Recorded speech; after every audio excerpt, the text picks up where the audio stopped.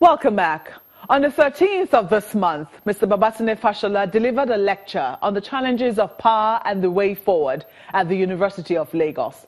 A paragraph in his speech suggested that he could be making a U-turn in his earlier remarks that the privatization process, as done in the power sector, be respected. When I asked him if he was suggesting that the privatization process be revisited, he said, "I don't know what the term revisit means."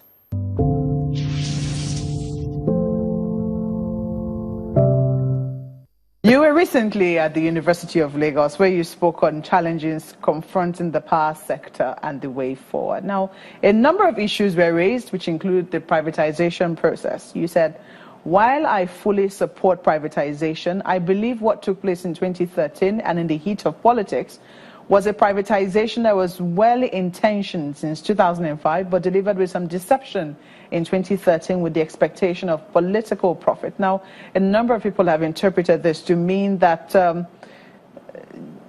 you are looking back on your earlier words that we should respect the process of the privatization that happened. Is that right? Well, what I've said is very simple. It's very simple English.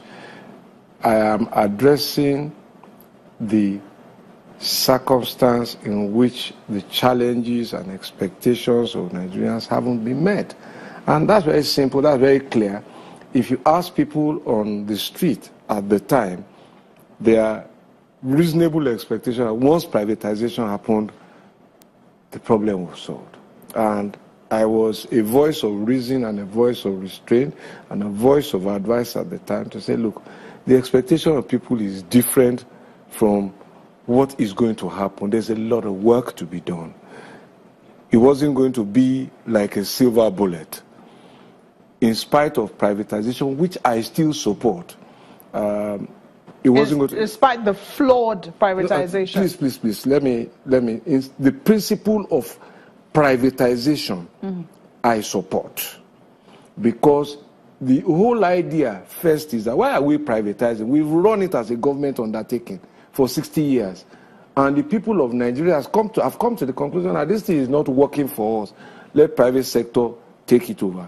And as I've told everybody who cares to listen, our experience with television, our experience with telecoms, our experience with banking, and so on and so on, our experience with newspapers clearly demonstrate that there is some private capacity and private skill sets that should come into some of these things that can be done for reward, where there's a commercial benefit there. But what we did, we didn't manage expectations because of politics.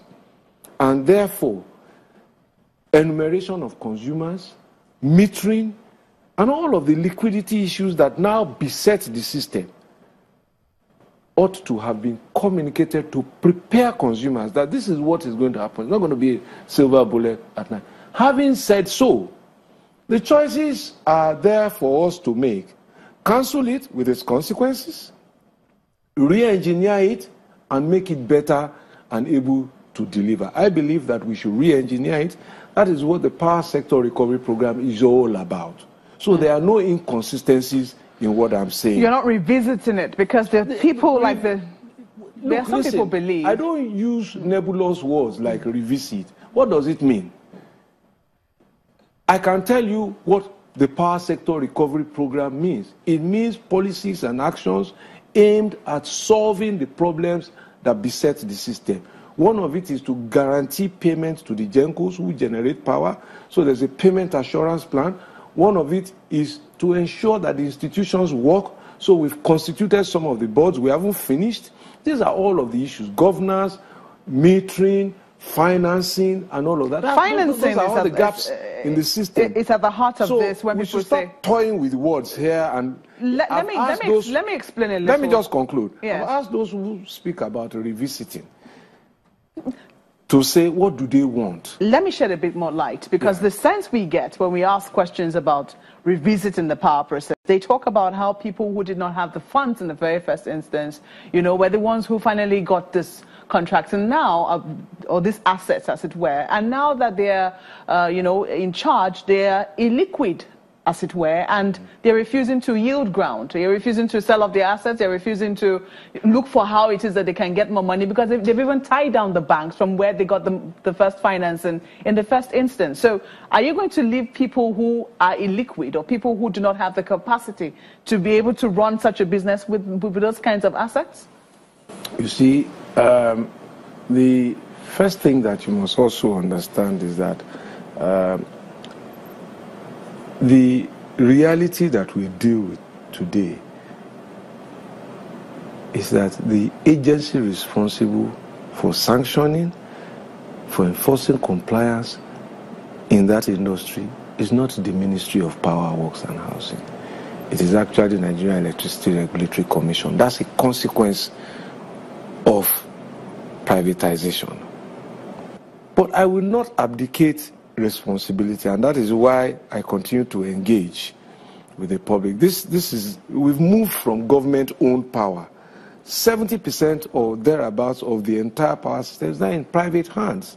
Now, there are laws about company management, there are laws about solvency, there are laws about bankruptcy, there are minimum capital requirements that must be complied with. Those are regulations that NERC should do its job, and they are setting out regulations because we just constituted them in February or March this year. These are part of the power sector recovery program.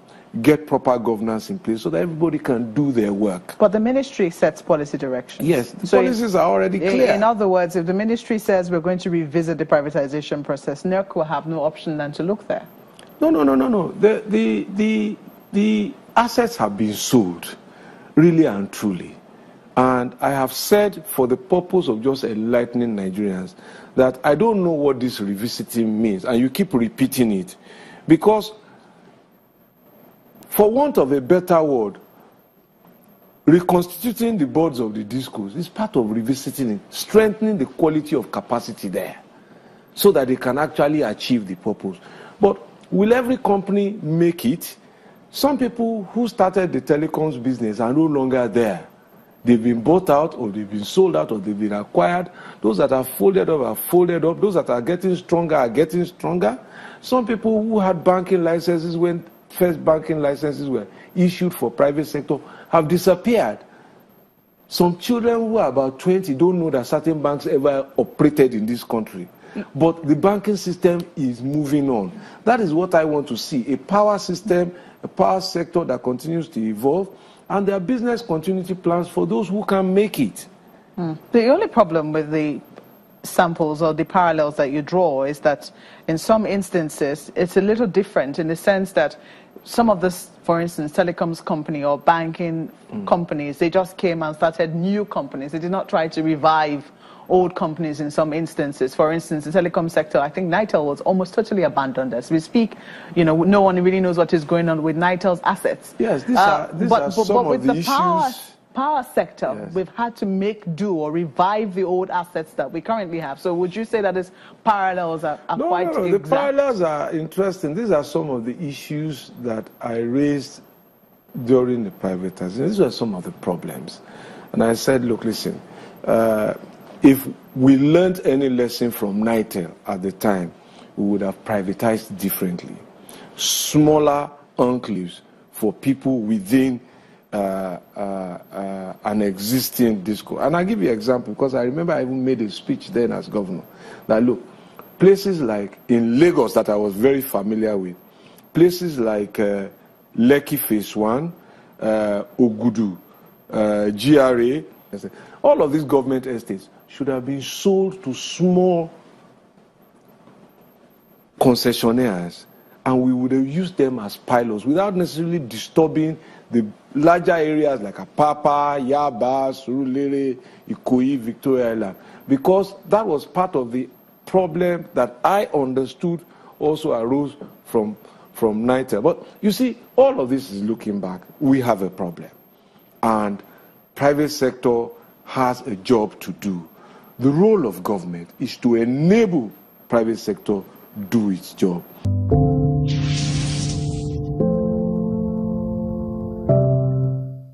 We've come to the end of part one of this interview. Watch out for part 2 next week, where the ex-governor shares his views on a demand by SERAP that the Attorney General of the Federation take back at least 40 billion naira from public servants who have served their states in different capacities and now claim a pension, but still remain in public office, either as senators or ministers. Plus The Beat, which will broadcast exclusively online, especially on Twitter. Follow us on our CTV hard copy. Thank you for watching tonight. I'm Maokbe Ogun. See you next week.